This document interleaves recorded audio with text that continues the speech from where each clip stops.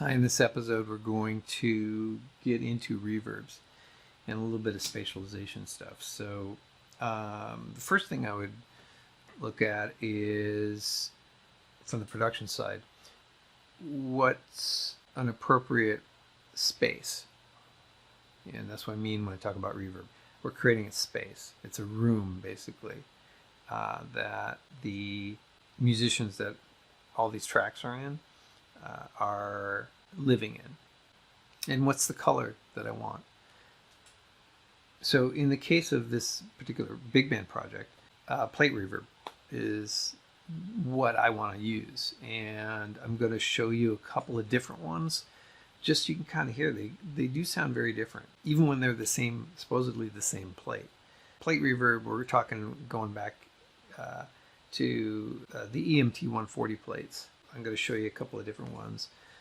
And so, yeah, we're talking about what kind of a space do we want. So this is Waves, the Abbey Road Studios reverb plates, which is pretty cool. It's a nice sounding set of plates. There's 4 different plates to select from, A, B, C, and D. One of the things that I noticed is that there might be a toggle switch to be able to turn this off, but one of the things that happened that was part of the sound of the plates is sometimes you get like a weird buzz, like a 60 hertz buzz, like you would hear from like a guitar amp when your pickups aren't quite in the right location. So you get a little buzzy thing going on. And for purposes of what they had to work with back in the 70s or 60s, when they were using these plates a lot, that was part of the sound. And so Waves was being very authentic and including that stuff in the sound of these plates. And some of them sound, I think the B and the D plates have more of that kind of noise. The A and the C plates, not so much. So, one of the things that I ran into when I was using this earlier was I picked a particular one, it might have been the B plate, and I was like, I really like the sound of that. And then after a while I was listening to the mixes going, what is there a buzz? Did I do something wrong with the electric bass part or one of the guitar parts? Is there something hiding in there that's really annoying? And no, it was the plug-in reverb. So I didn't find that to be an attractive sound. So I found that this C plate in this instance worked much better, much quieter as far as that noisy thing.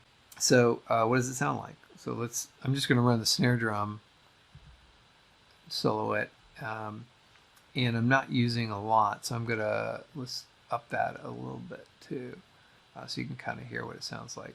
I'll give you dry versus affected. So here's snare drum dry.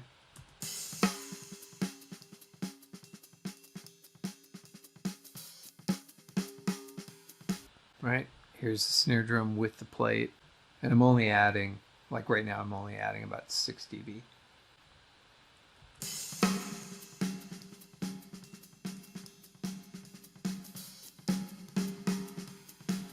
So that's what that plate sounds like. So it's kind of a warm sound. I'm going to show you another one. So this is Reverb, and this is the EMT plate, sending the same amount.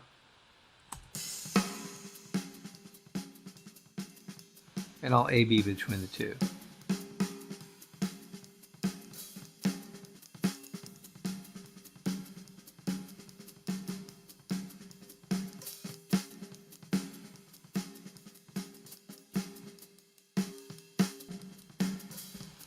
So yeah, they're both plates, but for instance, the Reverb's a little brighter, and the Abbey Road is darker. It also has a little grainier vibe to it, which is kind of cool. So part of it's trying to pick your room. What is it that you like, and how does it sound with everything? And when I come to reverbs, it's sometimes I use multiple reverbs. I'll get into that a little bit later, but just to give you an idea why is I'll use one reverb as the big room that everybody's in, but then I might use smaller rooms to get some reflections, just a couple of early reflections to just thicken things a little bit. I might use that in combination with the big room.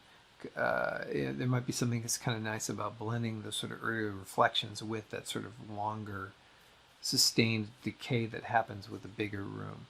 And it's all reflections anyway. These are all delays. So reverb is just a series of delays, and there's just a lot of them because it's, if you're in a concert hall, sound is bouncing off of all these surfaces, and that's what creates this reverb sound. There's a lot of people out there that can explain it better than me, but it's basically just a series of reflections and delays, depending on how big the space is and how long it takes sound to bounce around and what it's reflecting off of or getting absorbed by. So if you were in a glass room completely, it would probably reflect around for quite a while. But when you have absorbing material, the decay gets shorter. So sometimes I mix combinations of reverbs. In the context of this particular project, I'm generally just using the one big room for right now. I might change my mind. I might add things later. It's part of the process of experimenting and trying stuff out.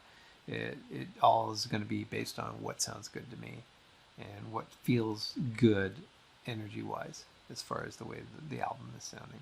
Picking that room, picking, what reverb you're going to use, that's half the battle right there. The other thing I want to kind of get into is how much reverb. I don't want to soak, the drum kit in reverb. So this minus 60 dB is a lot. I'll give you a comparison. So this is just the snare with the plate. So at the level that I happen to like.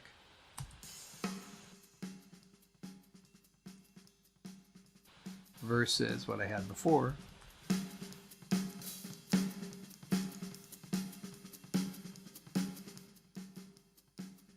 So it's really not a whole lot of reverb is what I'm putting in here. Now let's give you what the kit sounds like with the reverb, and I'll toggle it in and out.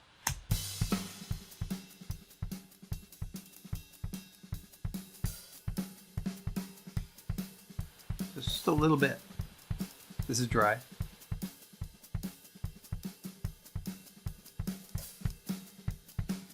So how much, is a matter of taste, but it's, and the other thing I should mention is right now I've just been soloing the drum kit. It's also in perspective with the whole mix, because part of mixing isn't just making the drum sound great and then your mix sounds like junk. It's making everything work together and sound good. So that's just enough to kind of season it a little bit without it being too extreme. The other thing that I want to talk about is what am I affecting? So I am not adding any reverb to the kick. Kick is completely dry, the hi-hat is dry, and the overheads are dry. And in the setting of a jazz kit, that works completely fine by me. But I am putting some reverb on the toms and on the snare, and that just makes it sound nice as far as I'm concerned. It makes everything feel pretty good. Let's go to a section with some toms. So if I'm just soloing toms, just a little bit of reverb in there.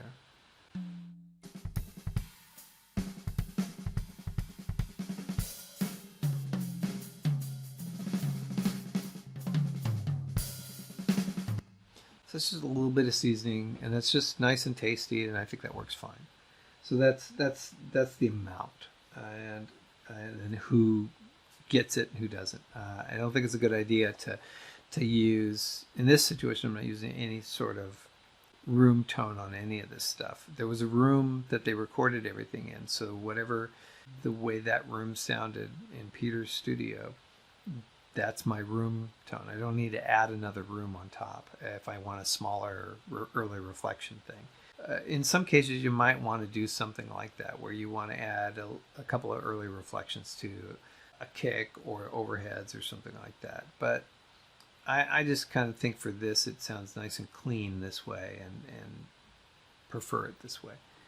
And I mentioned the thickener kind of thing when I talked about early reflections. So this is another kind of trick. I'm going to solo the snare again.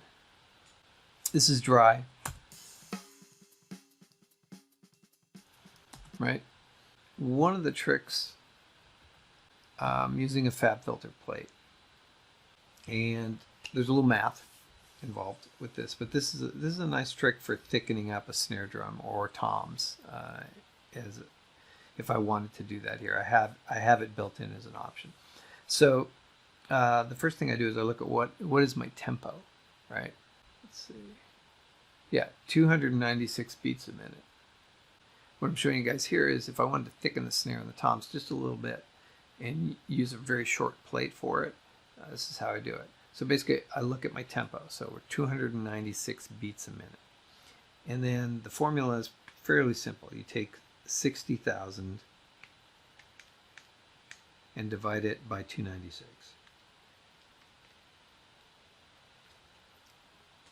And the answer is 202.7. This tune also goes half speed. So I would double that.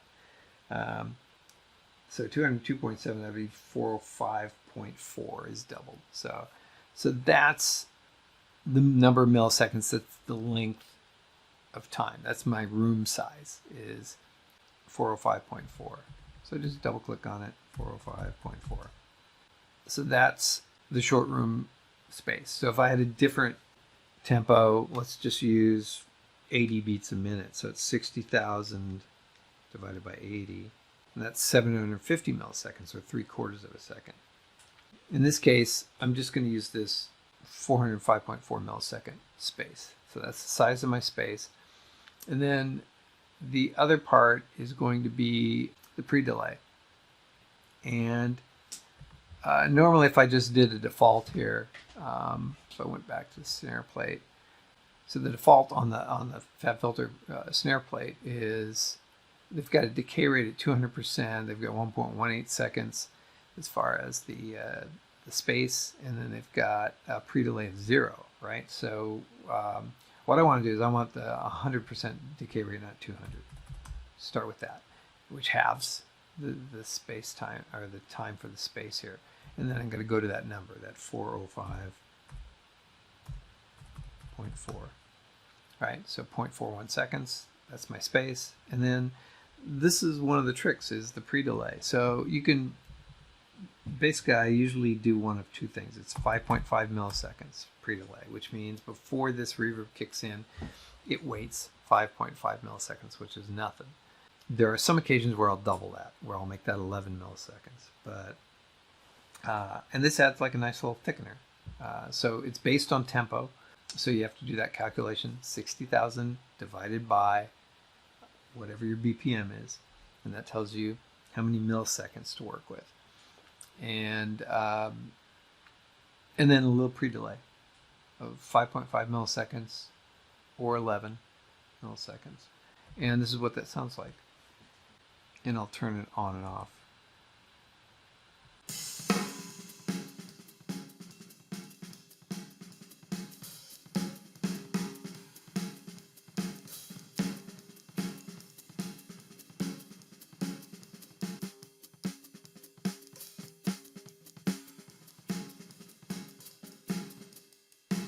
Right?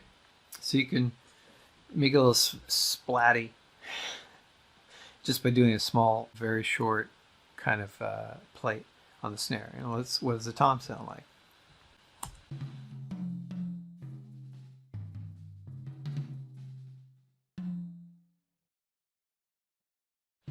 Dry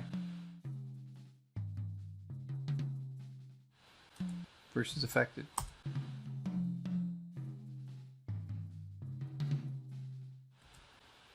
And let's listen to the whole kit. I'm going to bring these down a lot.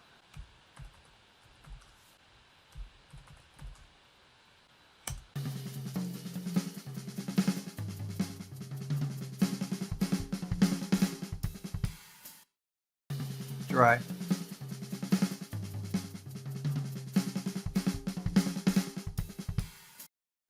Yeah, so I'm just doing it as a very subtle effect, just to thicken just a little bit. If I want a little more, I could add some more. And we'll see how that sounds.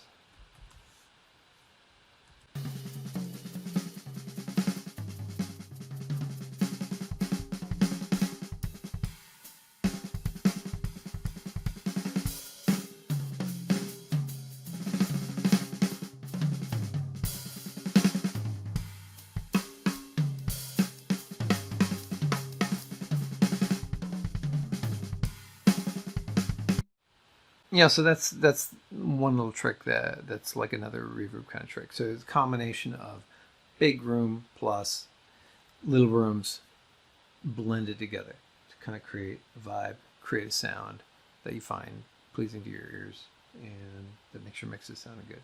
So that's all the reverb stuff.